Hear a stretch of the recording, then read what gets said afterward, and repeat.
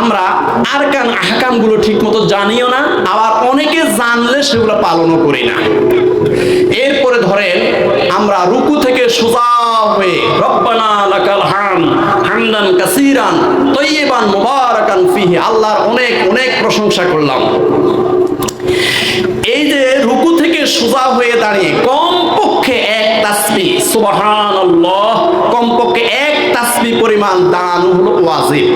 কোন মুমিন মুসলমান যদি এক তাসবিহ পরিমাণ না দাঁড়াইয়া সে যদি আবার রুকুতে চলে যায়, সে যদি আবার সিজদায় চলে যায়, তাহলে তার ওয়াজিব তরক হইল, সুহু সিজদা দিবেন না, নামাজ আদায় হবে না।